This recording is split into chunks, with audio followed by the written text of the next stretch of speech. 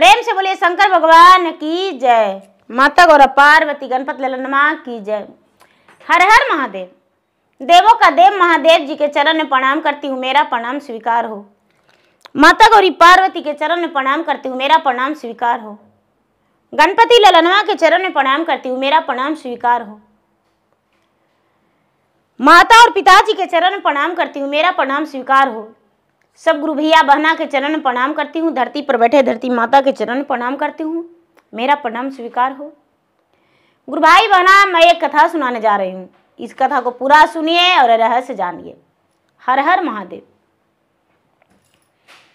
गुरु भाई बहना, एक राजा थे और एक रानी। राजा और रानी दोनों भगवान का एक सच्चा भक्ति करने वाले थे, सच्चा भक्त थे। रानी प्रतिदिन सुबह उठ के, प्रातः काल उठ के, घर में झाड़ू लगा के, स्नानादि करके और फूल बगीचे से लाके अपने ही हाथों भगवान का पूजा पाठ किया करती थी। रानी का ब्याह का 3 से 4 वर्ष हुआ और रानी गर्भवती रह गई। रानी का उदर से एक कन्या जन्म लिया। जब कन्या जन्म लिया तो राजा कन्या को देखकर बड़ी प्रसन्न हुए। लेकिन कन्या का जन्म लेते ही तीसरा दिन रानी इस दुनिया से छोड़ चली। रानी इस दुनिया से छोड़ चली। रानी जो थी किसी को बता नहीं पाई और भगवान का लिखा कौन मिटता है। और रानी अचानक दम तोड़ दी। राजा बिलख बिलख के रोने लगे। रानी जो थी, रानी तो संसार छोड़ के चली गई। राजा का बेटी टुअरी हो गई। राजा उसे गोद में लेकर सूरत को निहारने लगे और कहने लगे कि आह, मेरा पत्नी इस दुनिया से छोड़कर चली गई, अब क्या करूं। मेरा पत्नी चली गई। सब कोई कहने लगे कि ये राजा साहब दूसरा ब्याह कर लीजिए, ए राजा साहब दूसरा ब्याह कर लीजिए। राजा साहब दूसरा विवाह कर लिए। राजा साहब जब दूसरा विवाह कर लिए गुरु भाई बहना, तो दूसरी पत्नी आ गई। और जब दूसरी पत्नी आ गई तो बड़ा लाड प्यार देने लगे। लेकिन सब कोई कहने लगे कि देखिए, बेटी जन्म लिया है तो यह भागिन है, इसका नाम विपत्ति रख दीजिए। ये विपत लेके आई है, इसका नाम विपत्ति रख दीजिए। विपत लेके घर में आई है। इसका जन्म लेते ही इसका माता मर गई। राजा जो है, राजा दूसरा विवाह कर लिए। उन दूसरी पत्नी आ गई। कुछ ही दिन के बाद वो भी गर्भवती रह गई। उसका उदर से भी वो लड़की जन्म हुआ और उसका नाम सप्ती रखा गया। विपत्ति और सप्ती दोनों बहन हो गई गुरु भाई बहना। लेकिन जब अपना बेटी जन्म लिया दूसरी रानी को, तब विपत्ति को मानने नहीं लगी। विपत्ति को रोटी भी नहीं देने लगी। विपत्ति एक दासी के हाथों पोसा गई। देखिए गुरु भाई बहना, एक माता मर गई, दूसरी माता घर की दासी तैयार हो गई। दूसरी माता घर की दासी तैयार हो गई और उसको पोषण पालन लालन पालन में लग गई।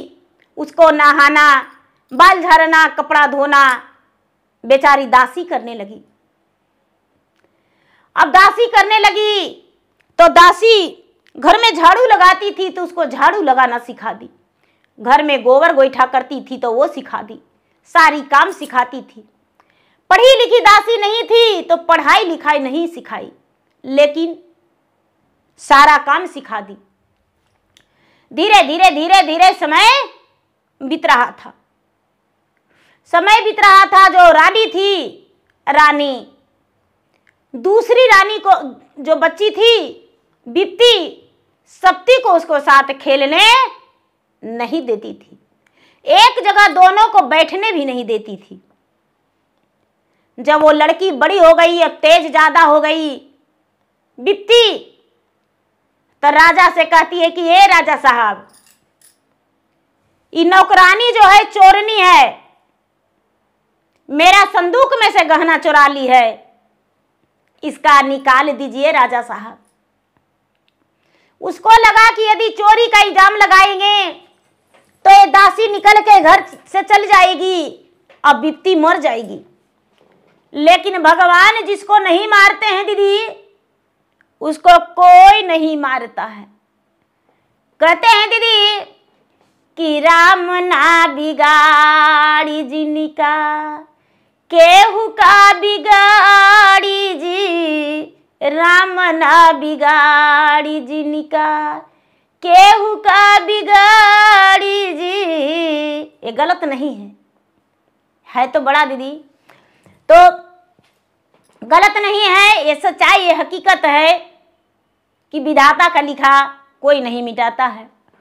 तो जैसी बिप्ती को मरने के लिए दासी को निकाल दी, अब बेचारी बिप्ती जो है माँ खाना नहीं देने लगी, तो 5 साल की बच्ची रो रो के भूखा तड़पने लगी। जब राजा आते थे तो राजा का भी नजरिया उससे दूर हो गया। राजा पूछते भी नहीं थे कि मेरा बिप्ती बेटी खाई है या नहीं खाई है। राजा खुद के खा के बिस्तर पर चले जाते थे। अब बेटी टुअरी कहाँ जाती। एक दिन सूखी हुई रोटी हाथ में ली हुई थी। राजा के एक सुंदर सी गाय थी, बड़ा सुंदर। गाय देखी तो रोटी को देखकर फुफकारने लगी। बिप्ती उसके पास चली गई और गाय लपक के जीव और रोटी खा ली। बिप्ती रोटी दे दी और गाय खा ली रोटी। उसके बाद गाय कहती है कि बेटी तू मेरे थान में लग जा और दूध पी ले। जाके बिप्ती अपना गाय के थान में लग गई और पेट इसका भर गया। अब रोज बिप्ती क्या करती थी कि गाय का थान में लग जाती थी और दूध पी लेती थी। धीरे धीरे अब इसका समय बीतने लगा। धीरे धीरे धीरे धीरे धीरे समय बीतने लगा। समय बीतते बीतते बीतते बीतते बिप्ती 10 साल की हो गई दीदी। जब 10 साल की हो गई तो रानी सोचती है कि हे भगवान, मैं अपना बेटी को इतना खिलाती हूं, इतना पिलाती हूं, अब एक काम नहीं करने देते हैं। इसका उतारन कपड़ा ये पहनती है, सब कुछ इसको देते हैं, बासी कुसी चुन्नी खुदी के रोटी कभी देते हैं, कभी भूखे रखते हैं। इसके बाद भी इसका सुंदर चेहरा और कंचन बदन, कभी बीमार भी नहीं पड़ती है। और मेरा बेटी तो 4 दिन पर बीमार पड़ती है। इसको सामने तो मेरा बेटी कुछ है ही नहीं है, काम भी घर के सारा करती है। मेरा बेटी तो फूल की तरह रहती है। आखिर क्या कारण है? एक दिन के बात है कि गाय आगे से गई, पीछे से बिप्ती गई और थान में लटक गई। राजा की दूसरी पत्नी देखी तो राजा से अर्जू लगाती है कि राजा साहब गाय को बेच दीजिए। राजा कहते हैं क्यों? राजा साहब आज मेरा प्राण बड़ा मुश्किल से बचा है, क्योंकि हम खाना देने गए और मुझे उठा के पटक दिया।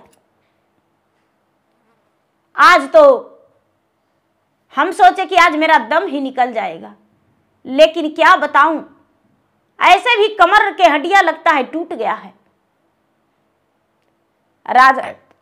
राजा कहते हैं कि चिंता मत करो, इस गाय को बेच देंगे, हम गाय को पक्का बेच देंगे। रानी कहती है कि इसको कसाई के हाथे बेचिएगा, जो कि इसको जिंदे चमड़ी उधेर के और मांस निकाल के खाए। राजा कहते हैं एन मस्तू वही करेंगे। सारी बात बिप्ती सुन गई, जाके गाय के गले में लपट के कहती है कि गाय माता अब मैं क्या करूं, तो गाय से बड़ा विलाप से कहती है कि केर माया भागल हामा और ले लिए जल मिया जी, और जल मालियो ते मैया मारल जी। मैया के बदले मैया अब न लेना दसिया जी, आओ करो के निकलन मोरा पिताजी। तेसर मैया मोरा अब नलन गो माता जी, और हमारे कारण में हाथ धरैल कसाई के। केतनाया भागन गौ माता हमहू के रहली जी, अमन करे तेजी दियो परान जी। गाय माता से बिप्ती जो है विलाप करने लगी कि ए गाय माता, हम कितना अभागन हैं, हमारे कारण जन्म देते ही मुझे मेरे माता मर गई, मेरे कारण दासी निकाली गई नौकरी से, और तुम भी मेरे कारण कसाई के हाथ जा रही हो। हे गौ माता, तूने मेरा पालनहार माता हो, जन्म तो नहीं दिया है लेकिन हम तुम्हें माता मानते हैं। गाय माता बोली बेटी चिंता मत करो, मेरा चिंता मत करो, बस कसाई आएगा हम देख लेंगे। गाय जो है शंकर भगवान के मंदिर में गई और जाके अर्जुन विनती लगाई कि हे भगवान, हम राजा के भी पोसे हैं, राजा के बेटियों के पोसे हैं, राजा के पत्नियों को पोसे हैं, उसका कुल परिवार के पोसे हैं। आवाज जो है राजा मुझे कसाई के हाथ दे देगा, ऐसा कीजिए कि कुछ मुझे दे दीजिए जो कि कसाई को हाथ पकड़ने से पहले हम अपना दम तोड़ सकें। शंकर भगवान प्रकट होके कहते हैं कि गौ रानी चिंता मत करो, ऐसा ही होगा, तुम्हारा जब चाहे अपना दम तोड़ सकती हो, हम तुम्हें आज्ञा दे दी है। गौ माता आके अपना दरवाजे पर खड़ी हो गई, नाद पे खाने लगी, रस्सी बंध गया उसका गले में, और सवेरा होते ही कसाई आया, कुछ राजा को पैसे दिया, कसाई को हाथ लगाने से पहले गाय माता अपना दम तोड़ दी। गाय भगवान को प्यारी बन गई, कसाई लौट कर चला गया। अब बेचारी बिप्ती जो थी, बिप्ती अब अकेली हो गई, क्या करे, बाग बगीचा में जाती थी, इसके लिए जो वृक्ष माता थे वो फल छुपा के रखते थे, जब बिप्ती जाती थी तो पेड़ में से फल खा लेती थी, इसका पेट भर जाता था।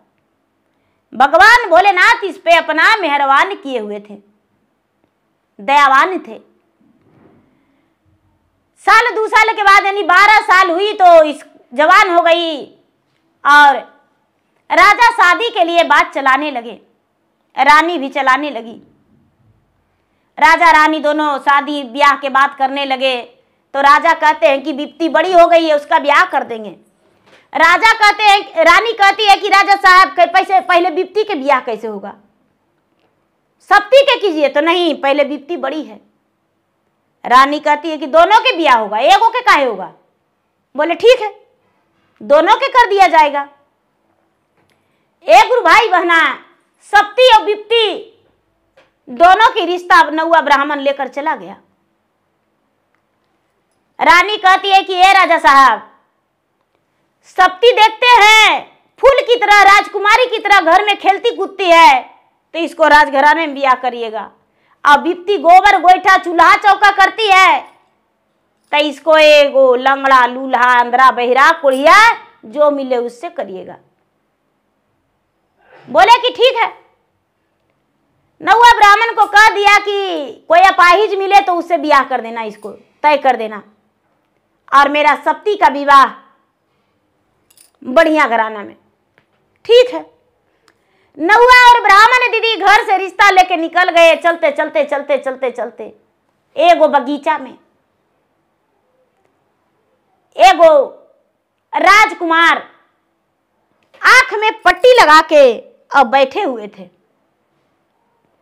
उनका दोस्त बोला था, यानी शंकर भगवान उसका दोस्त बन गए और बोले कि यदि आज शाम तक तुम एगो भिखारी बन के और यहां पर रह जाओगे तो तुम्हें सोने का गगरा भरा सिक्का देंगे, और कोई भी पूछेगा तो बोलना कि हम भिखारी हैं, अंधा हैं। राजा का बेटा आंख में पट्टी लगा के बगीचा में एगो कटोरा लेके बैठ गया और अंधा बन गया। इधर से नौवा ब्राह्मण गया और अंधा को देखकर नौवा कहता है कि ए पंडित जी देखिए, वो अंधा है, भीख मांगने वाला, देखिए भिखारी है।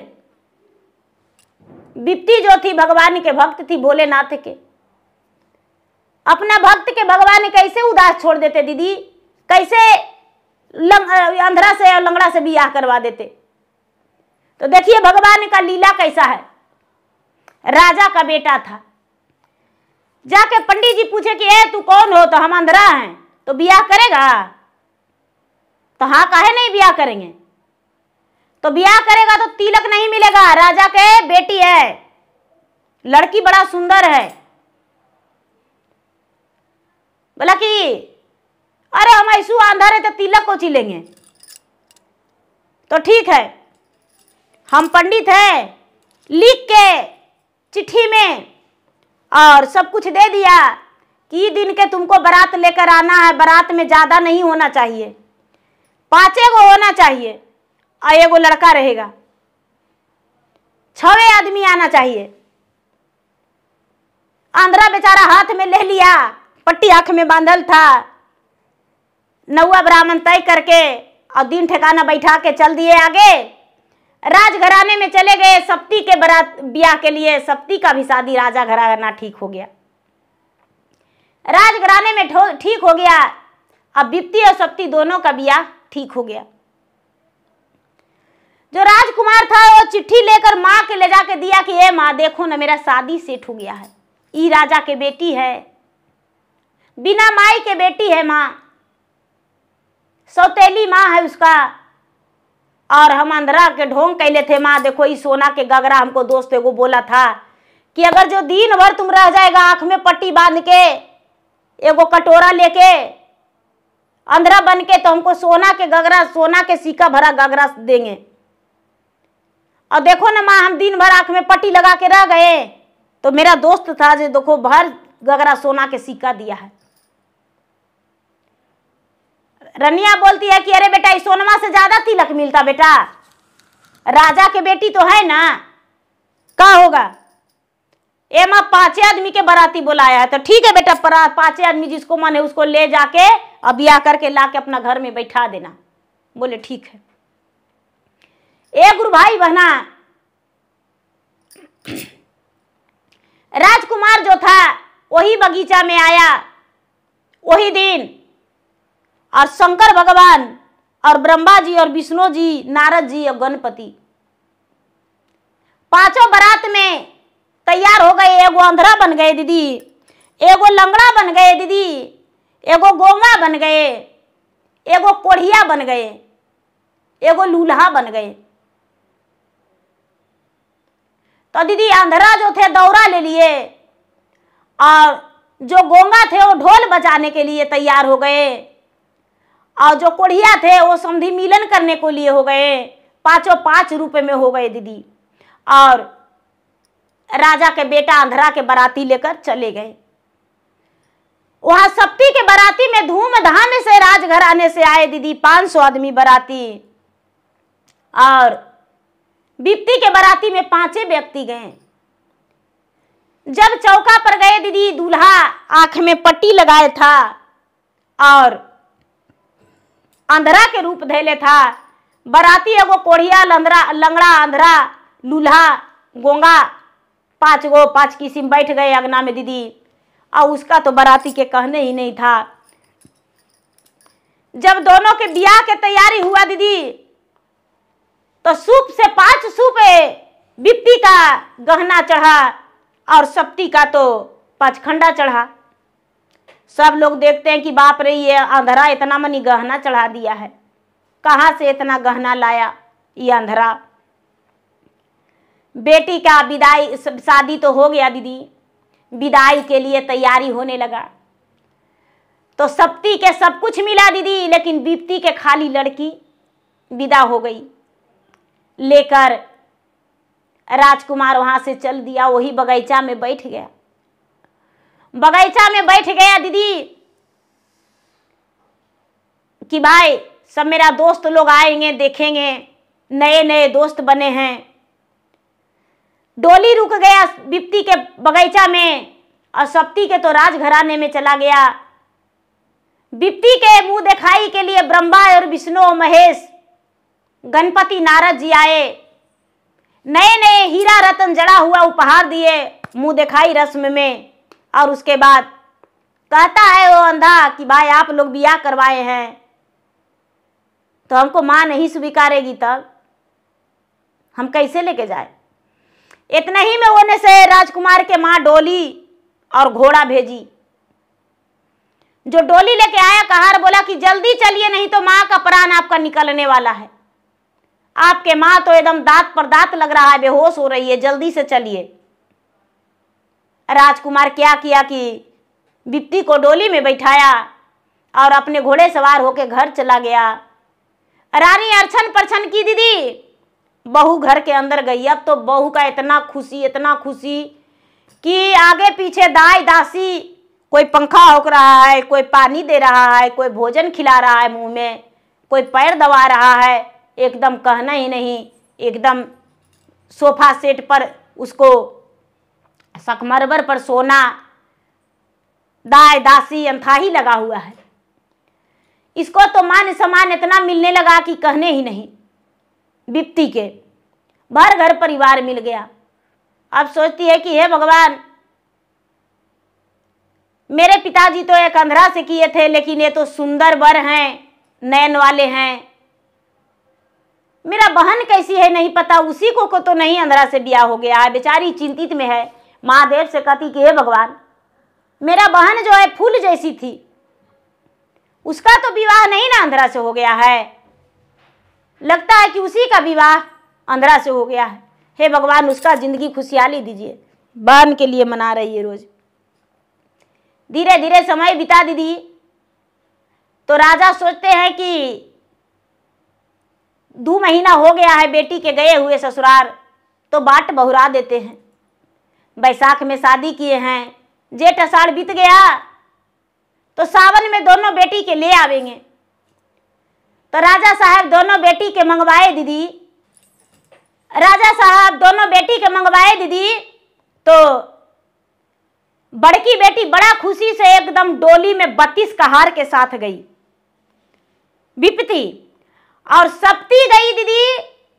तो जाके माई के गला में लपट के रोने लगी कि बाप अरे बाप, कैसन घर में हमको विवाह कर दी है माँ। सास मारती है झड़ुआ से और ननद मारती है लात से, और सारा घर के परिवार तो हमको तनको नहीं समझते हैं।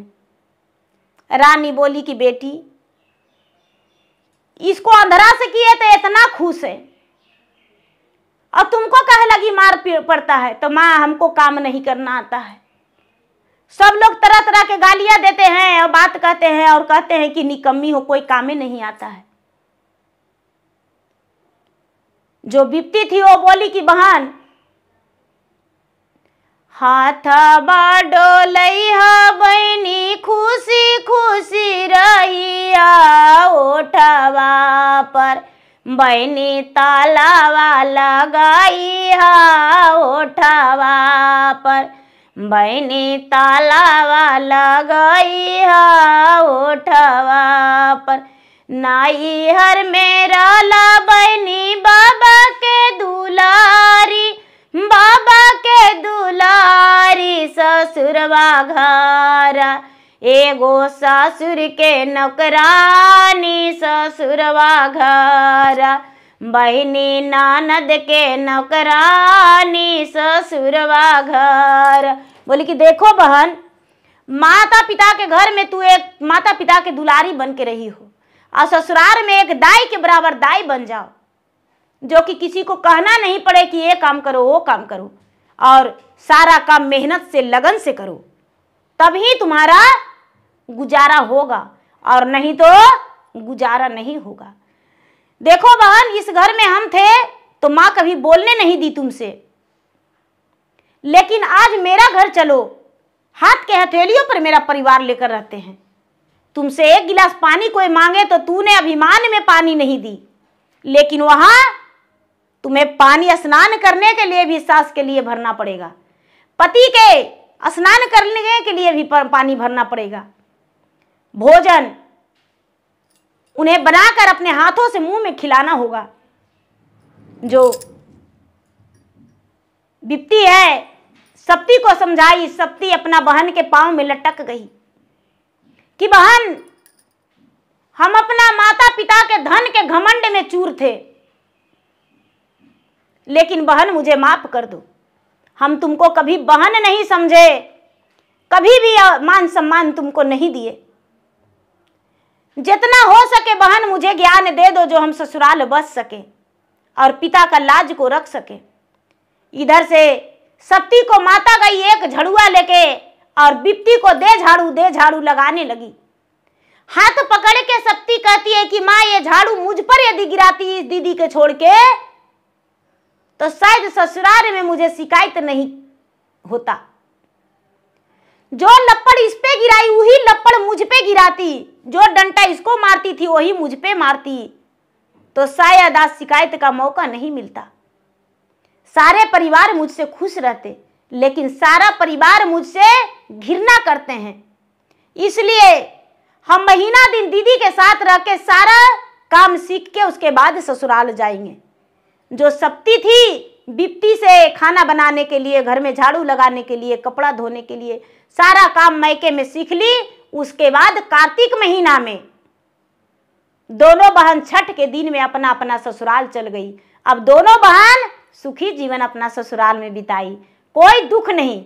दोनों बहन हाथ के हथेलियों पर सास ससुर के रहने लगे, पलकों की छांव में रहने लगे, और दोनों का पति उतना ही प्यार करने लगे। अब तो सप्ती से ज्यादा बिप्ती को मान होता था। उच्च घराना में बिप्ती थी और सप्ती थोड़ा कम धन संपत्ति वाले में थे। राजा माफी मांगे, रानी अपना सौतेली बेटी से माफी मांगी और दोनों को मान सम्मान देने लगी। तो देखिए गुरु भाई बहना, सौतेला को सौतेला नहीं कहना चाहिए। माँ का प्यार किसी को मिलना चाहिए। माँ का प्यार का हक सबको ही होता है। किसी को क्या लगता है कि मैं माँ का टूअर टापर रहूं। तो देखिए गुरु भाई बहना, मेरा वीडियो अच्छा लगे तो मेरे वीडियो को लाइक करें, शेयर करें। चैनल पर यदि नए हैं तो चैनल का सब्सक्राइब करें, बेल आइकन घंटी को दबाएं, जो कि मेरा वीडियो को नोटिफिकेशन सबसे पहले आपके पास जाए, आप मेरा वीडियो सुन सके। कमेंट बॉक्स में हर हर महादेव, जय श्री गुरु जरूर लिखे। धन्यवाद। हर हर महादेव, घर घर महादेव।